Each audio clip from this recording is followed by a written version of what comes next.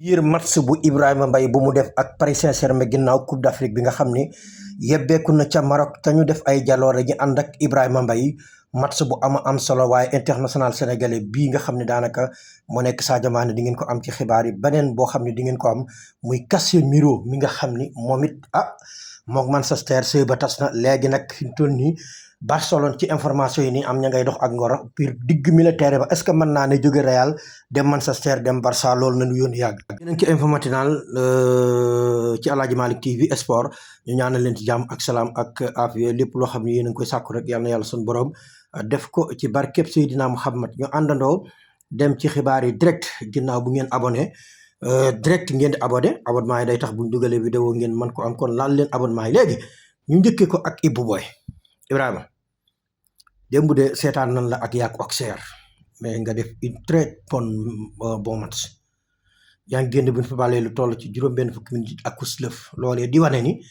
Paris Saint-Germain lam la waxoon mi ngi koy commencé def kon yow yaa ci des maanaam mi ngi commencé di la ñamal ci match yi mi ngi commencé di la def partant te it nee na woon dana la jox temps de jeu te it bala ngaa dem xaatimal na la ab contrat boo xam ne bu yaatu la ngir nga mën di wéy di nekk ca équipe boobee di Paris Saint-Germain loolu nekk ngëneel nekk victoire ci yow mais en même temps nekk victoire ci ñun ñi nga xam ne ñooy waa Sénégal lu tax mu nekk victoire ci ñun waa Sénégal parce que da nga bàyyi lépp rek ci football àdduna ni man kat Sénégal mooy sama pays d'origine wala loolee moom laa bëgg a wéyal léegi nag loolu nag nekk lu am solo ci Sénégalais kon bu fekkente ni am nga ndam Sénégalais yi dañuy am ndam buy di la ñaanal ca Paris Saint-Germain googee nga nekk fa ku raw Ousmane Dembélé mais nga nekk fa koo xam ni yaay raw ki la nga xam ne moo nekk ñoom Désiré Doué attaquant yu mag ya fa ne nga mel ni Mbappé sax ma fa newoon di dugg di dugal di toj match bi gars yi di rajaxoo coow li ambiance yu bari waaye nag sama waa ji jàmbaari fàkk tudd muñ ma laa bañ a wax soirée anniversaire tey ji tombeek ñaar fukki fan ak ñeent ci weeru sanguier atum ñaari junni ak ñaar fukk ak juróom-benn maanaam tey ji kon mën na wax ni ci nga amee lu toll ci fukki at ak juróom-ñett yu tegalul tous tasar kon Ibrahima Mbaye tey ji am na lu toll ci fukki at ak juróom-ñett ci wàllub anniversaire ni ko gone yi waxee xam naa ñoom booyee dañuy bëgg ay anniversaire ak yooyu mais ñu àndandoo dem seeti Casemiro bala maa continuer ci Sénégal ak ñoom Lamine Camara ak yooyu Casemiro moom moo annoncé boppam ni day jóge Real Madrid bu saison bi jeexee saison bi kon daakaar naa ne fi mu toll nii maanaam mi ngi bëgg a xaaj na wala boog fi mu toll nii football nan match yu baree bari ci li nga xam ne mooy benn partie bi léegi nag mu des beneen partie bi nee na loola moom bu jeexee amul wax amul dara amul dëbbukaani amul loof day jóge ci club bu mag bi nga xam ne mooy Manchester United léegi fu muy dem nag kenn ku ci ne mi ngi wax naan day ñëw ci man nangam ak nangam Casemiro mi Casemiro mi moom ñun Real mun leen ko jëlaat wala jàpp ngeen ni sonn na parce que amul temps de jeu Manchester bi mu war a am foofu est-ce que Real du ngeen ko xëccaat nag tegaat ko ci digg militaire bi mu ñëwaat il est de retour man nag gis naa ne war naa mën a ne bu ngeen waxtaanee moom ci biir na ko kase fii sa kër la ñëwal ñu xool ba xam militaire bi ñun leen manqué woon ci tournecoris ak yooyu mën na am mën nga nu koo joxaat wala loolu mënul ne gars yi wala doyal géen mais nga dañoom dañoo bëgg naan bu ñu yàbbee du sixaat loolu seen affaire la léegi ma dem ci ki nga xam ne moo nekk Lamine Camara mi nga xam ne équipe bu mag soxla na ko Lamine bu ma sukkandikoo ci tay ab brief Liverpool kat nee na dañoo bëgg li nga xam ne daanaka moo nekk sunu international bii di Lamine Camara Lamine doxalal mënoo ko baax na mais doxalal demal Liverpool du équipe bu ndaw te it maanaam mën nga fa s'imposer wu ci équipe nationale bu Sénégal bi en même temps mën nga fa nekk leader incontestable ndax foofu kat yaakaar naa ni militaire moom boo fa demee yaay doon buur ni kon ñi ngi lay wax nga encouragé la ni la wax nga accepter offre boobu sans aucune résistance bul résister wu bul xalaat na pay gi baax rek bu fay gi baaxee Liverpool vitrine la ci yow pour man vitrine la ci yow dégagel nga dem sa yoon quoi pour man sama xalaat ngeen baal ba sama xalaat laa joxe mais seen xalaat tamit buy neexi ngeen jox ma ko ci biir commentaire yi ci Liverpool ndax Lamine Camara war na faa mën a dem wala déet tey ji Papa Gueye jóge ca Maroc dana dalal équipe bii di Real Madrid Pape match bi du yomb 20h Pape lu tax man la match bi du yomb mooy non Real Madrid nag du Maroc nag Real Madrid du Maroc bu Bambey waaye tutee ñun moom ñu ngi sa ginnaaw di la ñaanal victoire bu rëy waaw merengue yi nag du ànd ak man ci kàddu yi ndax merengue yu bëree bëri ñoom fi ñu toon ak ay club ak yooyu fukki Sénégal ak juróom-ñaar na football ci benn club ñoom seen yoon néew ci mais Papa Gueye moom laay ñaanal ndam merengue yi ngeen baal ma ci commentaire yi bu leen ma wax dara quoi parce que damaa sot léegi anniversaire bu neex bi nga xam ne ki nga xam ne mooy Sadio Mané def na ko dem waaye tamit gars yi dama leen di ban vidéo boo xam ne papa ci kii ngi di Iliman Ndiaye non li mu wax toj na dëkk bi gars yi ñu suivre ko te ñëwaat rejoindre Marseille. Moi, en premier, j'ai joint Saint-Père, je dis que moi, si c'était moi seul, Iliman ne devrait pas partir à Marseille. Parce que moi, je connais les réalités de Marseille. Marseille, souvent, il y a des grands joueurs qui étaient là-bas d'une manière vraiment, ils ont fait tout. Man su ma sañoon day continuer Sheffield comme Sheffield yéeg na première division au moins mu def foofu une année wala mu jóge Sheffield mu dem beneen équipe Angleterre.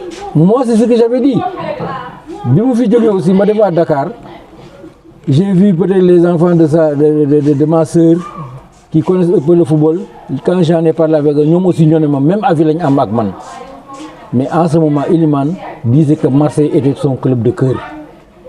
Et comme ils l'ont sollicité, il va aller jouer à Marseille. Et on ne pouvait pas faire contre sa volonté. Finalement, on l'a dit, bon d'accord, bonne chance. Bonne chance. Il est parti. Entre-temps, il est revenu de Marseille. Après le match contre Algérie, on s'est vu à l'hôtel. Les 2 jours après, il devait jouer avec le Paris Saint-Germain. Moi, je l'ai fait comprendre. Iliman, votre passage à Marseille, là, ça ne va pas encore trop. Mais si tu veux que tu vas te relever un peu, si tu veux le mettre en confiance, le match que vous allez jouer dimanche prochain contre le Paris Saint-Germain, il faudra essayer de faire un très grand match. Essayer au moins de marquer un but. Ça, je lui ai dit ça à l'hôtel là-bas. Il m'a dit, j'ai dit oui. Oui, il faudra essayer de faire ça. Parce que vraiment, le séjour de Marseille, là, on est d'accord. Mais malheureusement, quand il est parti dans ce match-là, je pense très bien, il a même été remplaçant. Et il n'avait pas fait le match qu'on attendait de lui. C'est là que je savais que Iliman ne devait plus rester à Marseille et qu'il devait partir. Mais quand les vacances, on en a discuté. Et vraiment, la conclusion était que Nadelo Angleterre. Wow. Angleterre. Et vraiment, avec son père aussi, on a décidé qu'il quitte en Angleterre. Il y avait beaucoup de sollicitations. Mais c'était Everton qui tenait à Iliman vraiment. C'était Everton qui tenait bien à Iliman. Lui vraiment, il tenait à Iliman. Et aujourd'hui, c'est ce que Iliman est en train de leur montrer que vraiment, ils n'ont pas tort de croire en lui. Ils n'ont pas tort de croire en lui. Donc vraiment, moi, le championnat qu'il est en train de faire en Angleterre au niveau d'Everton, ça ne nous surprend pas. Et dans cette équipe, il a un aîné qui est Idrissa Gana Gueye, qui lui, avant, il habitait à Cambérène. Donc, étant très jeune, Iliman connaissait un peu Idrissa, si bien qu'après, il a déménagé. Il est son conseiller dans l'équipe. Il l'aide aussi sur beaucoup de choses. Iliman aussi, comme je vous l'ai dit, c'est un enfant qui a de l'écoute et qui comprend très vite. Waouh. Il a de l'écoute et il comprend très vite.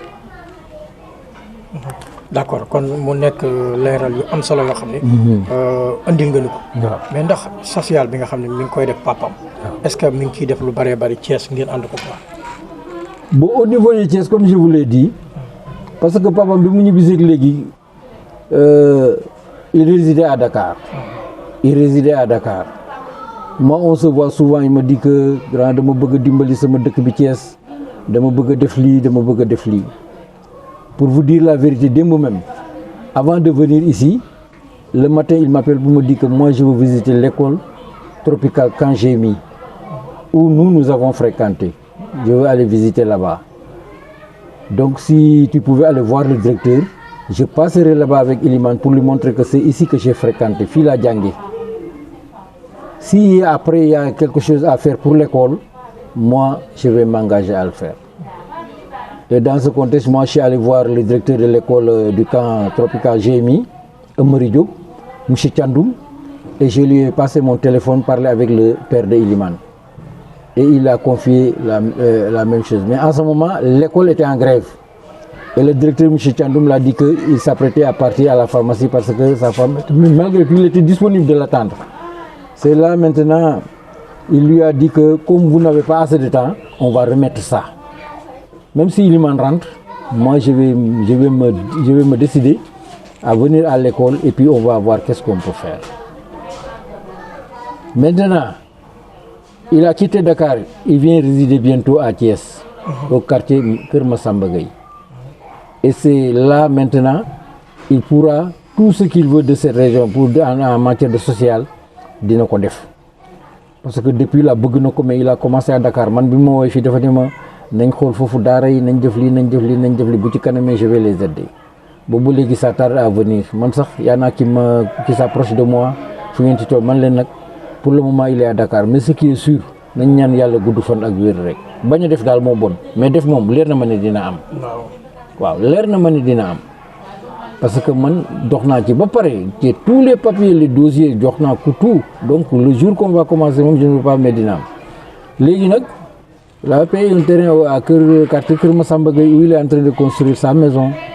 Il est en train même de déménager. Nee na bu ma ñëwee ba ne toog Thiès net on va commencer ce qu'on a à faire donc sur ce côté social parce que nee na il faut que Elimane xam ne adduna bi dimbalante moo fi nekk mënoo am li nga am rek nga tëdd ci toog te lii mu am ginnaaw yàlla ak yonent bi moom mënu ko utiliser moom rek donc sur ce côté là vraiment nous sommes sereins ci loolu lañ koy pousse parce que ñun loolu lañ bëgg ñun loolu sa papa loolu ci loolu la ñu yar. Notre père nous a éduqués en ça. Il était un homme de partage. Je me rappelle quand j'étais tout petit, tabaski nit ñi dañ daan ñëw fi mu di jëndal ay xari tabaski. Yóbbu na ay nit Makka. Il a payé des maisons, offrir à des gens. Donc ci la ñu yar. Donc si mon jeune frère Abdoulaye Ndiaye ne faisait pas ça ñun dinañu jaaxal quoi.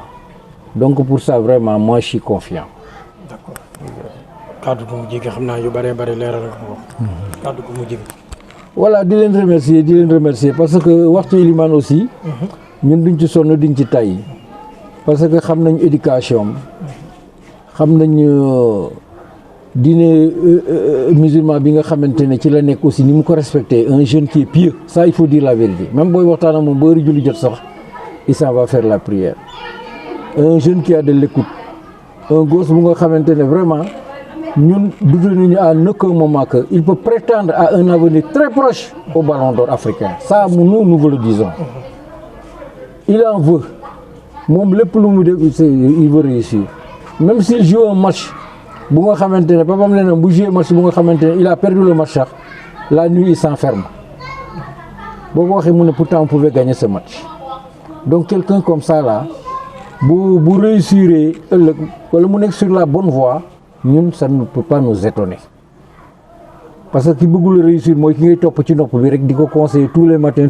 mais Elimane tu lui dis une chose aujourd'hui il faut s'attendre que le lendemain tu vas voir dina ko def man aussi vraiment mu doon ko nga xamante ne lu temps xat-xat dem bi mu fi ñëwee lu temps xat-xat on s'est réfugié dans une chambre man ak moom ak yàlla ma waxtaan ak moom conseiller ak moom mu ne ma tout ce que tu me dis je vais le faire même bu fekkente ne tu essaies de me joindre